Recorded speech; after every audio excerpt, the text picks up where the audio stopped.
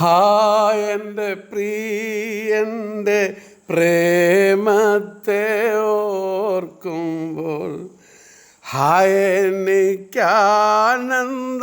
തിങ്ങുന്നു മാനസേ. N പ്രിയരെ രക്ഷകനേ, നിന്നെ കാൺമാൻ വാഞ്ചയായി കാത്തിടുന്നു. എൻ പ്രിയരെ രക്ഷകനേ, നിന്നെ കാൺമാൻ വാഞ്ചയായി കാത്തിടുന്നു. താരൻ വല ഭാഗത്തിൽ എനിക്കായി വാസമൊരു കീടുവാൻ നീ പോയിട്ട് ത്രനാളായി ആശയോട് കാത്തോ ഞാൻ പാർത്തിടുന്നു. എന്നെ നിന്നിമ്പമാം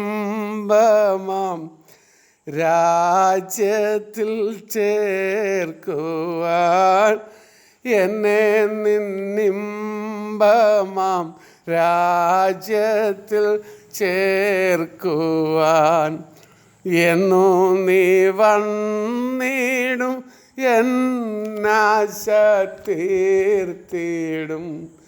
എൻ പ്രിയരെ രക്ഷകനേ, നിന്നെ കാൺമാൻ വാഞ്ചയായി കാത്തിടുന്നു. വാട്ടം മാലിന്യമില്ലാത്തവകാശം പ്രാപിപ്പാൻ തൻ സഭയെ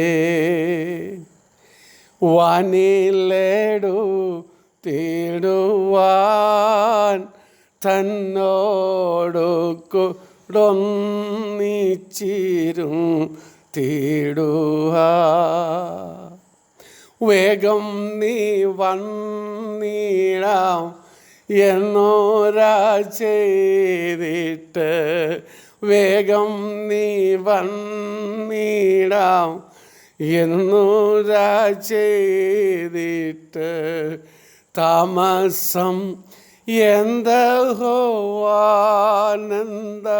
വല്ലഭ. എൻ പ്രിയരെ രക്ഷകനേ, നിന്നെ കാൺമാൻ വാഞ്ചയായി കാത്തിടുന്നു.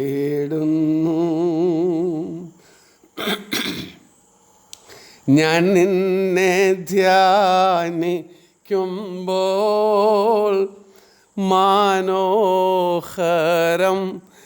എങ്ങനെ വർണ്ണിച്ചിടും. വെണ്മയോടും ചുവപ്പും കലർന്നുള്ള ലക്ഷ്യങ്ങളിൽ ഉത്തമൻ നിമഹാസുന്ദരൻ ആഗ്രഹിക്കത്തക്കോൻ, നിമഹാസുന്ദരൻ ആഗ്രഹിക്കത്തക്കോൻ, നീ മതിയെനിക്കെന്നേക്കും നിശ്ചയം. എൻ പ്രിയരെ രക്ഷകനേ, നിന്നെ കാൺമാൻ വാഞ്ചയായി കാത്തിടുന്നു. പ്രേമം നിന്നോടധികം തോന്നുമാറൻ നാവു രുചിച്ചിടുന്നു. നാമം അതിമധുരം തേൻകട്ടയേക്കാളും അതിമധുരം.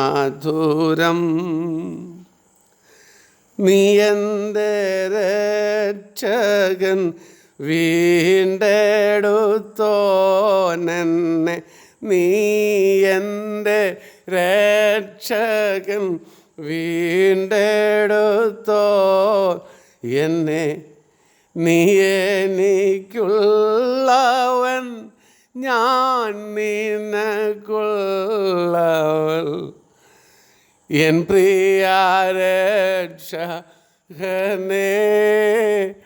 നിന്നെ കാൺമാൻ വാഞ്ചയായി കാത്തിടുന്നു. നിന്നെ വർണ്ണിച്ചിടുവാൻ എനിക്കെൻ്റെ നാവാൽ കഴിവില്ലല്ലോ.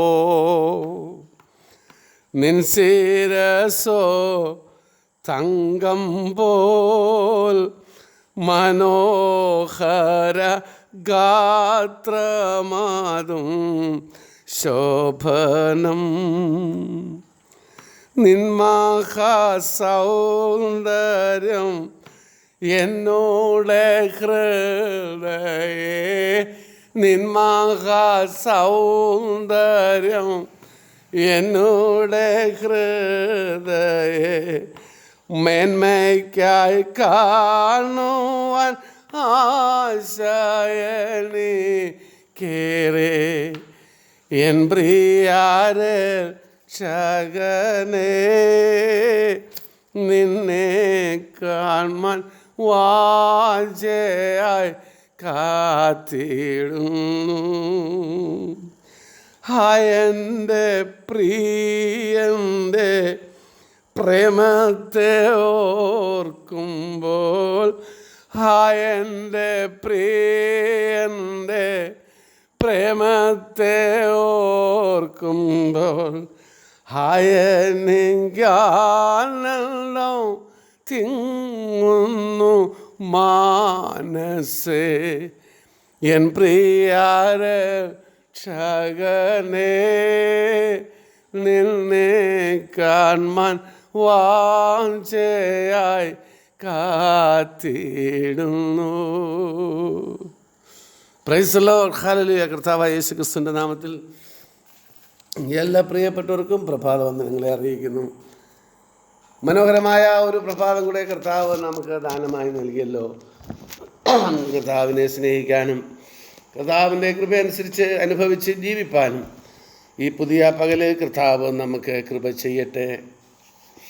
കർത്താവിനെക്കുറിച്ച് പാടുന്ന, അവൻ്റെ സൗന്ദര്യത്തെക്കുറിച്ച്, അവൻ്റെ മനോഹാരിതയെക്കുറിച്ച്, അവൻ്റെ സ്നേഹത്തെക്കുറിച്ചൊക്കെ വർണ്ണിക്കുന്ന അനുഗ്രഹിക്കപ്പെട്ട ഒരു പാട്ടാണ്. എൻ്റെ പ്രിയ രക്ഷകനെ, നിന്നെ കാണുവാൻ എനിക്ക് ആഗ്രഹമുണ്ട്. വലിയ പ്രതീക്ഷയോടെ വാഞ്ചയോടെ കാത്തിരിക്കുന്നു. എൻ്റെ പ്രിയൻ്റെ പ്രേമത്തെ ഓർക്കുമ്പോൾ എനിക്ക് ആനന്ദം മനസ്സിൽ തിങ്ങി വിങ്ങുന്ന അനുഭവമുണ്ടാകുന്നു എന്ന് പാടിയതിന് ശേഷം വീണ്ടും അതിൻ്റെ പ്രത്യേകതകൾ പറയുകയാണ്. കർത്താവിൻ്റെ പ്രത്യേകതകൾ. താതിൻ്റെ വലതുഭാഗത്തിലായി എനിക്ക് വാസമൊരുക്കുവാൻ താതൻ വലഭാഗത്തേക്ക് പോയിട്ട് നീ എത്ര നാളായി ആശയോടെ ഞാൻ കാത്തു പാർക്കുന്നു, എന്നെ നിൻ്റെ ഇമ്പമാകുന്ന രാജ്യത്തിൽ ചേർക്കുവാൻ. എന്ന കർത്താവെ നീ വരുന്നത് എന്ന് എൻ്റെ ആശ ഒന്ന് തീർന്നിടും. വാട്ടം മാലിന്യമില്ലാത്ത അവകാശം പ്രാപിപ്പാൻ നിൻ്റെ സഭയെ നീ വാനിലെടുക്കാമെന്നും നിന്നോടുകൂടെ ഒന്നിച്ചിരുത്താമെന്നും ഒക്കെ പറഞ്ഞല്ലോ. വേഗം നീ വന്നിടാമെന്നൊരു ചെയ്തിട്ട് എന്ന് നീ പറഞ്ഞിട്ട്, എന്താ കർത്താവേ, ആനന്ദവല്ലഭ, സന്തോഷത്തിൻ്റെ കാരണക്കാരനെ എന്ന് പാടുന്നു. നിന്നെക്കുറിച്ച് വർണ്ണിക്കുവാൻ, നിൻ്റെ മനോഹാരിത വർണ്ണിക്കുവാൻ എനിക്ക് കഴിയത്തില്ല. വെണ്മയുണ്ട്, അത് ചുവപ്പോട് കൂടിയ വെണ്മയാണ്. അതൊരു വെണ്മയും ചുവപ്പും കലർന്നുള്ള ലക്ഷങ്ങളിൽ ഉത്തമൻ, 10,000 പേരിൽ അതിസുന്ദരൻ, നീ മഹാസുന്ദരനാണ്, ആഗ്രഹിക്കത്തക്കവനാണ്. നീ മതി എനിക്ക്, എൻ്റെ ആത്മമണവാളനായി എന്നേക്കും നീ മാത്രം മതി. എനിക്ക് നിന്നോട് പ്രേമം തോന്നുന്നു, അത് നാവ് എനിക്ക് രുചിച്ചിടുന്നു. നിൻ്റെ നാമം, നിൻ്റെ പേര് മധുരമാണ്, അത് പേര് പോലും മധുരമാണ്, അത് തേൻകട്ടേക്കാളും അതിമധുരമാണ്. നീ എൻ്റെ രക്ഷകനാണ്, എൻ്റെ വീണ്ടെടുപ്പുകാരനാണ്, നീ എനിക്കുള്ളവനാണ്, ഞാൻ നിനക്കുള്ള നിൻ്റെ മണവാട്ടിയാണ്. നിന്നെ വർണ്ണിച്ചിടുവാൻ എനിക്കെൻ്റെ നാവ് കൊണ്ട് കഴിയത്തില്ല കർത്താവേ. നിൻ്റെ ശിരസിനെ പറ്റി പറഞ്ഞാൽ അത് തങ്കം പോലെ മനോഹരമായ ശരീരം, അത് ശോഭനം മനോഹരമാണ്. നിൻ്റെ മഹാസൗന്ദര്യം എൻ്റെ ഹൃദയത്തിൽ മേന്മയ്ക്കായി കാണുവാൻ എനിക്ക് ഒത്തിരി ആശയുണ്ട്. എനിക്ക് നിന്നെ കണ്ട് എനിക്ക് ആത്മനിർവൃത്തി അടയണം. അതിനു വേണ്ടി ഞാൻ ആഗ്രഹിച്ചുകൊണ്ടിരിക്കുന്നൊക്കെ കർത്താവിനെക്കുറിച്ച് വർണ്ണിക്കുന്ന എത്ര മനോഹരമായ കവിഭാവന ഉള്ള മനോഹരമായ പാട്ടാണല്ലോ പാടി കർത്താവിൽ സന്തോഷിപ്പാനും കർത്താവിൽ ആരാധിപ്പാനും കർത്താവിനെ ആരാധിപ്പാനും ദൈവം നമുക്ക് കൃപ ചെയ്യട്ടെ. കർത്താവിൻ്റെ നാമത്തിൽ വീണ്ടും എല്ലാവർക്കും സ്നേഹവന്ദനങ്ങളെ അറിയിക്കുന്നു. ദൈവത്തിന് സ്തോത്രം. മത്തായിയുടെ സുവിശേഷം 28-ാം അധ്യായത്തിൻ്റെ 20-ാം വാക്യം. ഞാനോ ലോകാവസാനത്തോളം എല്ലാ നാളും നിങ്ങളോട് കൂടെയുണ്ട്. ദൈവത്തിന് സ്തോത്രം. ഏതൊരു കാലത്തും ഏതൊരു സാഹചര്യത്തിലും കഴിയുന്ന എല്ലാ ദൈവമക്കൾക്കും ആശ്വസിക്കുവാൻ മതിയായ ആശ്വാസത്തിൻ്റെ ഒരു കലവറയാണ് ഈ വാക്യത്തിൽ നാം കാണുന്നത്. ദൈവത്തിന് സ്തോത്രം. ഉയർത്തെഴുന്നേറ്റ കർത്താവ് സ്വർഗാരോഹണം ചെയ്തതിന് തൊട്ട് മുൻപായി തന്നെ സ്നേഹിച്ച ശിഷ്യഗണത്തിൻ്റെ ഹൃദയത്തുടിപ്പ് മനസ്സിലാക്കി അവരെ ഒന്ന് ധൈര്യപ്പെടുത്തുവാൻ പറഞ്ഞ വാക്കുകളാണ് ഈ വചനത്തിൽ നാം കാണുന്നത്. ദൈവത്തിന് സ്തോത്രം. ഇവിടെ ഒരു പ്രത്യേകതയുണ്ട്. ഞാനോ എന്നുള്ള പദം അത് വളരെ ശ്രദ്ധേയമാണ്. അതിൻ്റെ കാരണം മറ്റൊന്നുമല്ല, ഈ ഭൂമിയിലെല്ലാവരും പരസ്പരം പിരിയേണ്ടവരാണ്. മാതാപിതാക്കൾ, ഭാര്യ ഭർത്താക്കന്മാർ, ഇവരെല്ലാവരും പരസ്പരം പിരിഞ്ഞു പോകും. ദൈവത്തിന് സ്തോത്രം. എന്നാൽ കർത്താവ് ഒരു നാളും പിരിയാത്ത സ്നേഹിതനാണ്. ഞാൻ ലോകാവസാനത്തോളം എല്ലാ നാളും നിങ്ങളോട് കൂടെ ഇരിക്കും. അതവിടുത്തെ വാഗ്ദത്തമാണ്. അതെന്തുകൊണ്ടാണ്? അവൻ സ്വന്തം രക്തം തന്ന് നമ്മെ വീണ്ടെടുത്തത് കൊണ്ടാണ് അവനങ്ങനെ പിരിയാതെ ഇരിക്കുന്നത്. അവന് നമ്മോട് അതുപോലെ സ്നേഹമുണ്ട്. അവൻ്റെ രക്തത്തിൻ്റെ വിലയാണ്. അതുകൊണ്ട് നമ്മെ വിട്ട് അവന് പോകുവാൻ കഴിയത്തില്ല. അതിൻ്റെ കാരണങ്ങൾ ചിലത് നമുക്ക് ചിന്തിക്കേണ്ടതായിട്ടുണ്ട്. എന്നാലും ലോകാവസാനത്തോടെ എല്ലാ നാളും നിങ്ങളോട് കൂടെ ഇരിക്കാം എന്ന് കർത്താവ് അരുളിയതിൻ്റെ കാരണങ്ങൾ എന്തൊക്കെയാണ്? അത് നാം ചിന്തിക്കേണ്ടിയിരിക്കുന്നു. ഒന്നാമത്, അവൻ നമ്മോട് കൂടെ ഇരിക്കുന്നത് നമ്മെ അനുഗ്രഹിപ്പാനാണ്. അവൻ്റെ അനുഗ്രഹം കൂടാതെ നമുക്ക് ഒറ്റ ദിവസം പോലും ജീവിക്കുവാൻ കഴിയില്ല. ദൈവത്തിന് സ്തോത്രം. അവൻ്റെ സാന്നിധ്യം കൂടാതെ, അവൻ്റെ കൃപ കൂടാതെ, അവൻ്റെ അനുഗ്രഹം കൂടാതെ നമുക്ക് ജീവിക്കുവാൻ കഴിയില്ല. ഉൽപ്പത്തി പുസ്തകം 26-ാം അധ്യായത്തിൻ്റെ 24-ാം വാക്യത്തിൽ ഇങ്ങനെ നാം വായിക്കുന്നു. അന്ന് രാത്രി യഹോവ അവന് പ്രത്യക്ഷനായി. ഞാൻ നിൻ്റെ പിതാവായ അബ്രഹാമിൻ്റെ ദൈവമാകുന്നു. നീ ഭയപ്പെടേണ്ട, ഞാൻ നിന്നോട് കൂടെയുണ്ട്. എൻ്റെ ദാസനായ അബ്രഹാം നിമിത്തം ഞാൻ നിന്നെ അനുഗ്രഹിച്ച് നിൻ്റെ സന്തതിയെ വർദ്ധിപ്പിക്കും എന്നരുളി ചെയ്തു. സ്വർഗത്തിലെ സകലവിധ ആത്മീയ അനുഗ്രഹങ്ങളാലും ക്രിസ്തുയേശുവിൽ നമ്മെ അനുഗ്രഹിച്ച പിതാവായ ദൈവം നമ്മുടെ വിതയിൽ 100 മേനി വിളവ് നൽകി നമ്മെ അനുഗ്രഹിക്കും.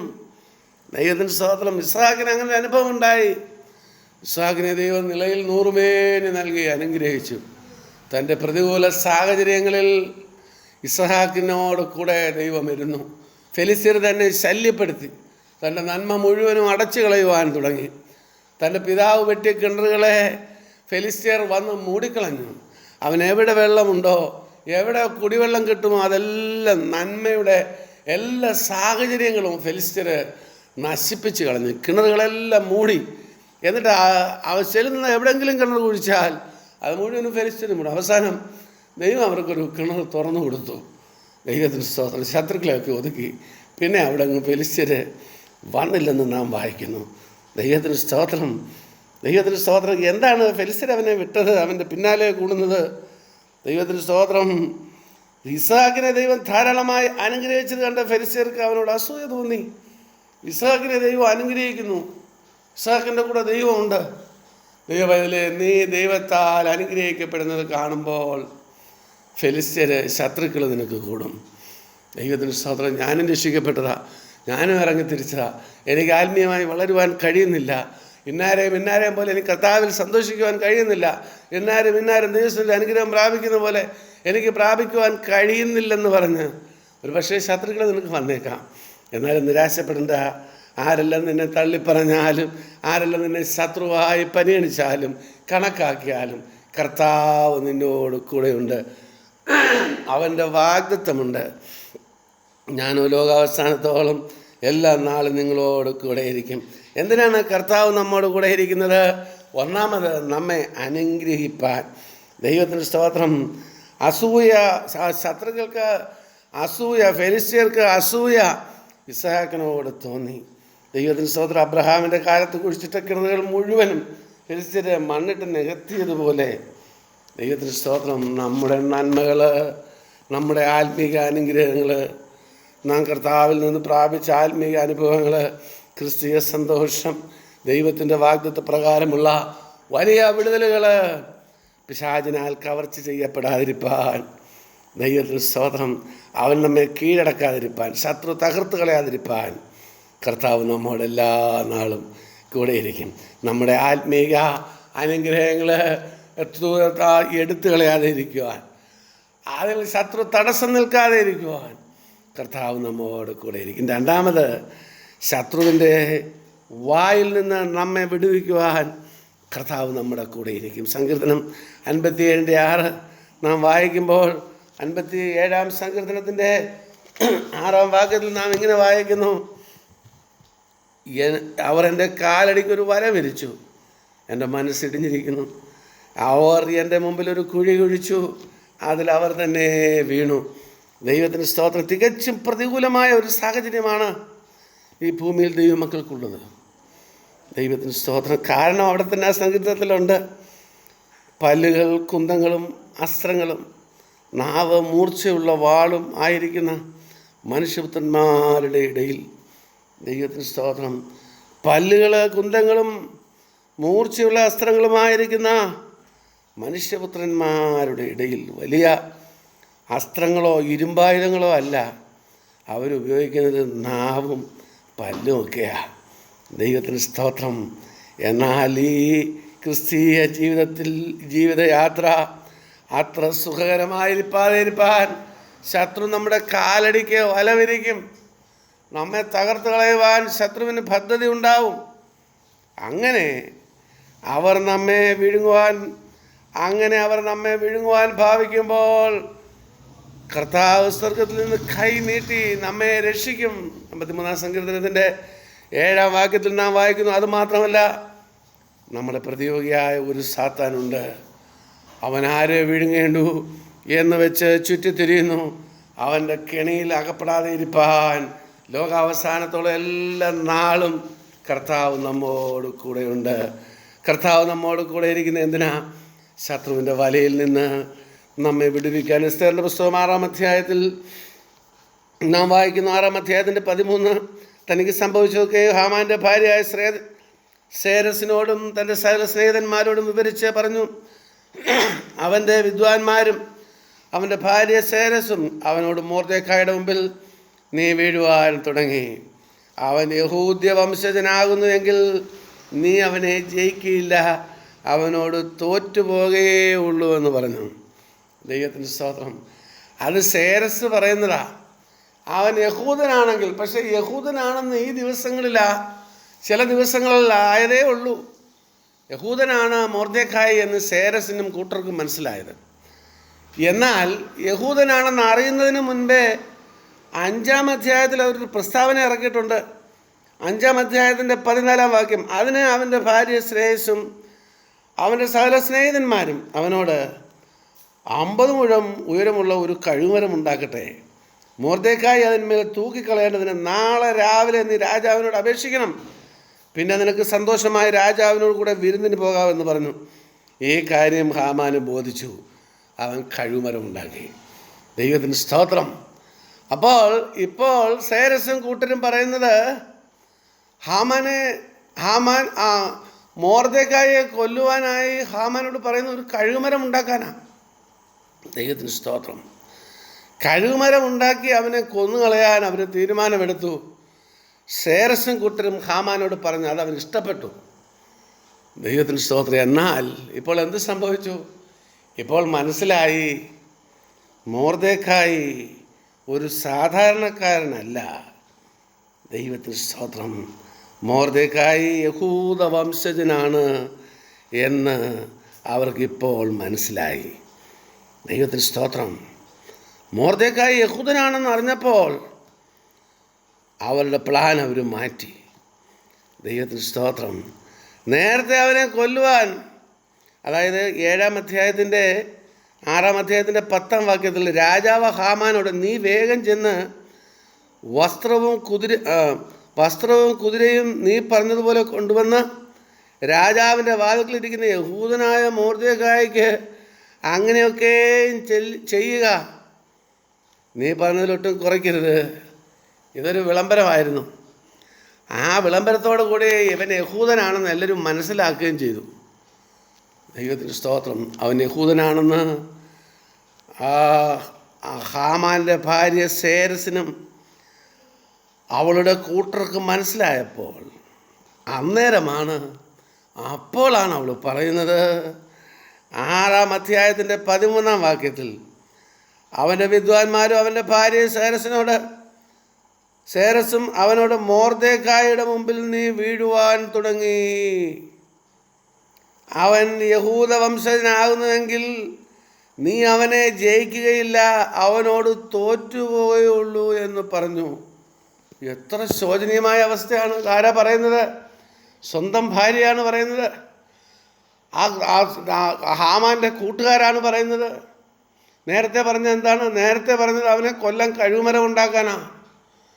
ദൈവത്തിന് സ്തോത്രം. പിന്നെ ഇപ്പോൾ മനസ്സിലായി അവൻ യഹൂദനാണ്. യഹൂദൻ എന്ന് പറഞ്ഞാൽ എന്താ?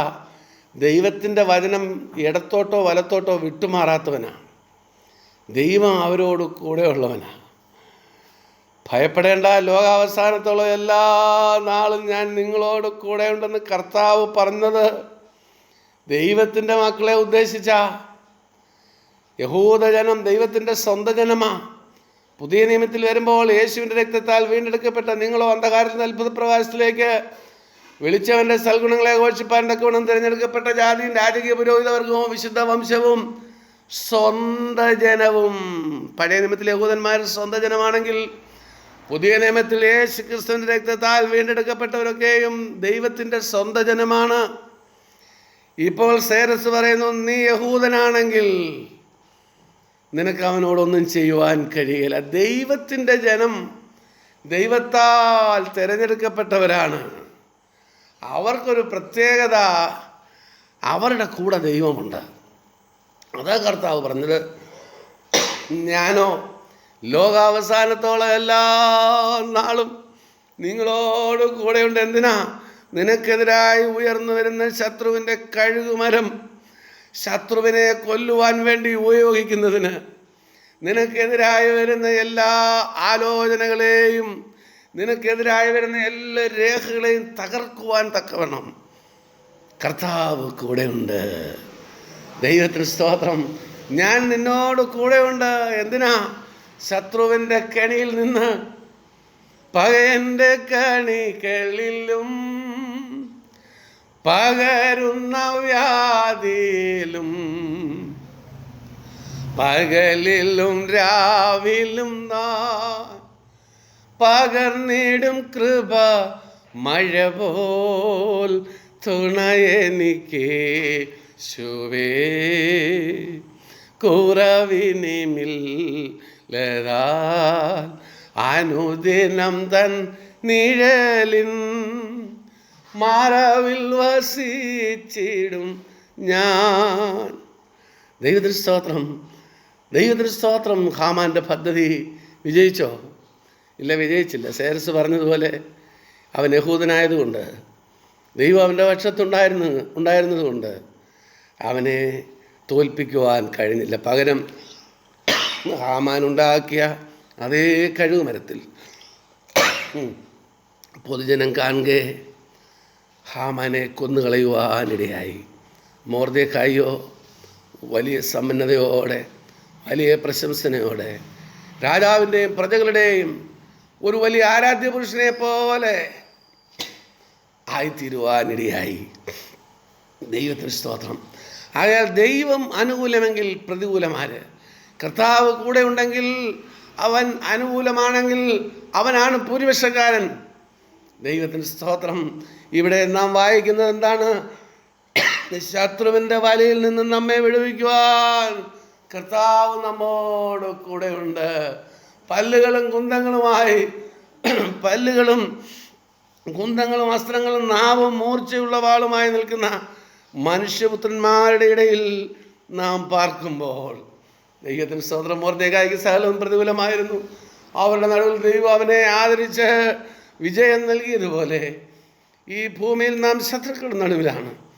ദൈവത്തിന് സ്തോത്രം. ദൈവത്തിൻ്റെ മക്കളെ, നാം ഈ ഭൂമിയിലായിരിക്കുമ്പോൾ നമ്മെ കർത്താവ് ഈ ഭൂമിയിൽ നിന്ന് എടുത്തിട്ട്, വക്രതയും കോട്ടമുള്ള ഈ തലമുറയിൽ നിന്ന് എടുത്തിട്ട്, അന്ധകാരത്തിൽ നിന്ന് നമ്മളെ എടുത്തിട്ട് അവൻ്റെ സ്വന്തം മക്കളാക്കി വീണ്ടും ചില നാളുകൾ ഈ ഭൂമിയിലേക്ക് ആക്കിയിരിക്കുക. ഇവിടെ നാം പാർത്ത് കർത്താവിനെ സേവിച്ച് അവൻ്റെ അടുക്കൽ പോകണം. ഈ ലോകത്തു നിന്ന് എടുത്തിട്ട് ലോകക്കാരല്ലാതാക്കി ഈ ലോകത്ത് തന്നെ പാർപ്പിച്ചിരിക്കുക. അതാ അവൻ കൂടെ നിൽക്കുന്നത്. തൻ്റെ കുഞ്ഞുങ്ങളെ ശത്രു തൊടാതെ വരണം. അവർക്ക് അനുവദിച്ചിരിക്കുന്ന സമയം മുഴുവനും അവൻ്റെ ഹിതപ്രകാരം ജീവിച്ച്, കർത്താവിൻ്റെ ഹിതം എന്താ? നാം അവനെക്കുറിച്ച് പറയുവാനാണ്. നമുക്കൊരു വളർച്ച ആവശ്യമാണ്. എത്രത്തോളം വളരണം? കർത്താവ് ചെയ്തതുപോലെ ക്രിസ്തുവാകുന്ന തലയോളം വളരണം. അവൻ ഭൂമിയിലായിരുന്നപ്പോൾ എന്ത് ചെയ്തു? അതൊക്കെ നമ്മൾ ചെയ്യണമെന്നാണ് കർത്താവിൻ്റെ ആഗ്രഹം. അവനെപ്പോലെ ജീവിച്ച്, അവനെപ്പോലെ പ്രവർത്തിച്ച് ജീവിപ്പാനാണ് ആഗ്രഹിക്കുന്നത്. അവൻ ഒരുക്കുന്ന സ്ഥലത്ത് നമ്മുടെ കാലം കഴിയുമ്പോൾ അവൻ്റെ ഹിതപ്രകാരം നമ്മെ വിളിച്ചു ചേർക്കും. അതുവരെ നാം ഭൂമിയിലായിരിക്കും. അതുവരെയും ശത്രുവുണ്ട് കൂടെ, ലോകം, ജഡം, പിശാചുണ്ട്. അതിനെ ജയിക്കുവാനായി, ശത്രുവിനോട് എതിർത്ത് നിൽക്കുവാനായി, സാത്താൻ്റെ തന്ത്രങ്ങളെ അറിയുവാനായി നാം പഠിച്ച് നിശ്ചയം പ്രാപിച്ച് വചനം പഠിച്ച് മുൻപോട്ട് പോകുമ്പോൾ കർത്താവ് നമ്മോട് കൂടെ ഇരുന്ന് നമ്മെ സംരക്ഷിക്കും, പകയുടെ കണിയിൽ നിന്ന് വിടുവിക്കും. ദൈവത്തിന് സ്തോത്രം. 2 കാര്യങ്ങളായി. മൂന്നാമത്, അവൻ നമ്മോട് കൂടെ ഉള്ളത് എന്തിനാ? നല്ല ഉറപ്പും ധൈര്യമുള്ളവരായിരിക്കുവാൻ. ദൈവത്തിന് സ്തോത്രം. നമുക്ക് ഉറപ്പും ധൈര്യവും നൽകുന്നത് കർത്താവാണ്. അവനെ കാണുമ്പോൾ നമുക്ക് സന്തോഷമാണ്.